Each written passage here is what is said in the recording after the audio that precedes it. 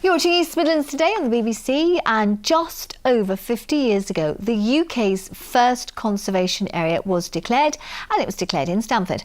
To further protect it, owners of non-listed buildings will soon need planning permission now to make exterior alterations.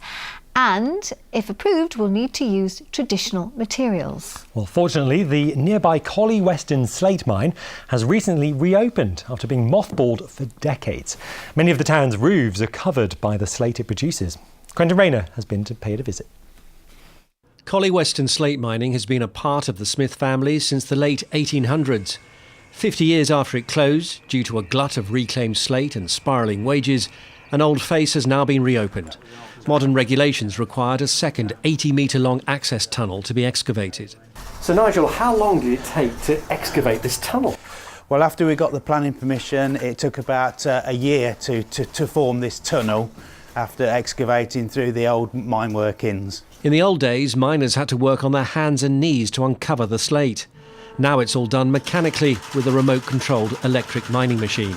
We're taking away the seam of sand underneath the seam of Collyweston slate log, which will then be dropped and extracted to the surface. That will give us about 15 tonnes of Collyweston slate a month. Traditionally, slate mines relied on frost to split the stone, but with increasingly warmer winters, the mine now has to use 40-foot-long freezers to split the slate at minus 13 degrees, so that it can be hand-trimmed into 28 different sizes. An average slate roof will cost up to £40,000, but it'll last you 200 years. The mine is economically viable again because there's now a shortage of reclaimed Collyweston slate.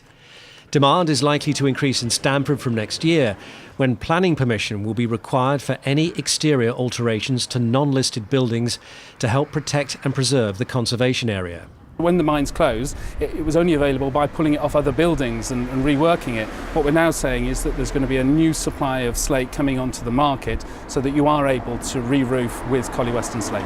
The mine has already been commissioned to supply and fit King's College, Cambridge with a new slate roof, and it's hoping to secure another order for the house at Old Westbury Gardens on Long Island in New York. It's the only house outside of the UK with Collyweston slate roof.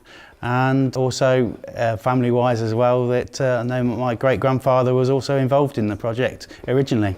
It's a traditional skill which has been honed over generations, and Collyweston's revival means that craftsmanship can hopefully last at least as long as a slate roof.